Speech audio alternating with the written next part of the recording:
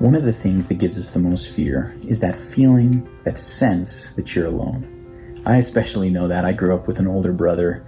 My brother John and I, we were always together, even until I was probably 17. My senior year of high school was when he finally went to college, and I didn't have a friend that was always there with me. And even right after that, I had to have my best friend that was with me. And in college, I had friends, because I don't like being alone. I don't like that sense that I don't have people with me.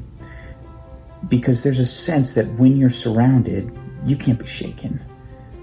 You can't be shaken by anything. And I especially felt this once when I went down on a trip to Bolivia. I went to the nation of Bolivia when I was on a trip just several years ago with a bunch of pastors from Nebraska, Colorado, and Wyoming. And we went down there and got to know the people. And most of Bolivia is a very safe, beautiful country. But for part of our trip, we spent a day in the red zone. So this was in the rainforest in the Amazon basin. And there they call it the red zone because it's where the government, it's where the military, the police actually don't operate.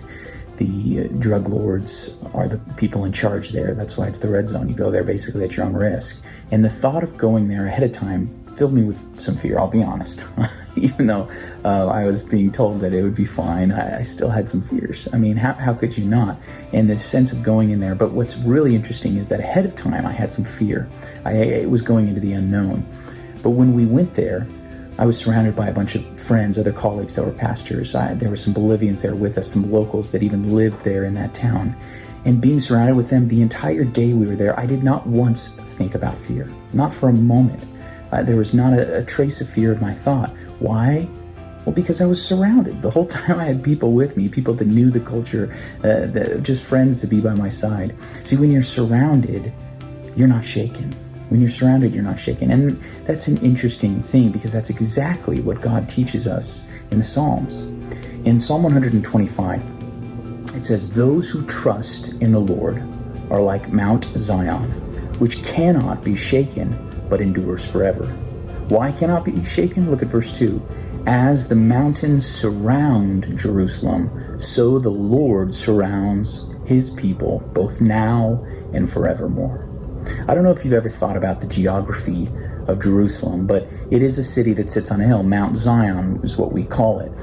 And it's there on the mountain, but it's actually surrounded by some mountains. It's kind of, there's mountains all around it. And what was interesting about that in the ancient world is that those mountains that surrounded the city made Jerusalem a fortress, a stronghold that was so hard to attack and take over. In fact, once God's people entered the Promised Land, they took over all of the Promised Land, all of Israel, what's modern-day Israel. But for hundreds of years, there was one town right in the middle that they still did not take over. Do you know what town that was? Of course, you guessed it, Jerusalem. There was a people group called the Jebusites that continued to hold that city of Zion as a stronghold for hundreds of years, even though God's people surrounded them on the other sides. Why? Because the city itself was surrounded by mountains. It made it an impenetrable fortress. In fact, when King David finally made the decision that he wanted to attack and take that stronghold for himself and make it what we know it as the city of David, he sent some troops there and they besieged the city. And the men in the city, the Jebusites, they called out to him and they basically said, "The deaf and the blind could defend this city. It is so powerful, so strong, so unshakable that the deaf and blind could defeat it." It wasn't until David discovered basically a water shaft, a secret tunnel into the city, that he and his soldiers were able to be victorious in that city. The point is that that city is surrounded by mountains. It becomes an impenetrable fortress.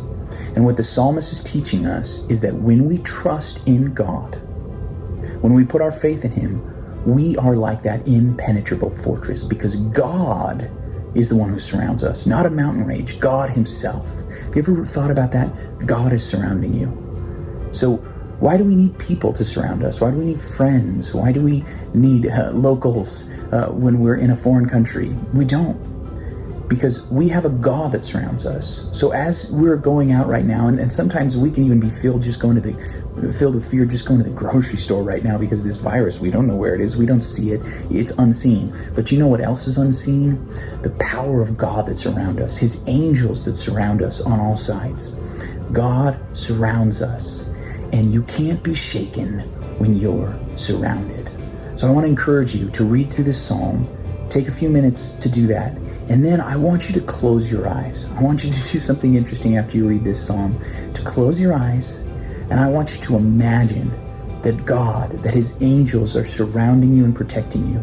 Because when you can put your trust in God like that, you will be surrounded. And when you're surrounded, you cannot be shaken.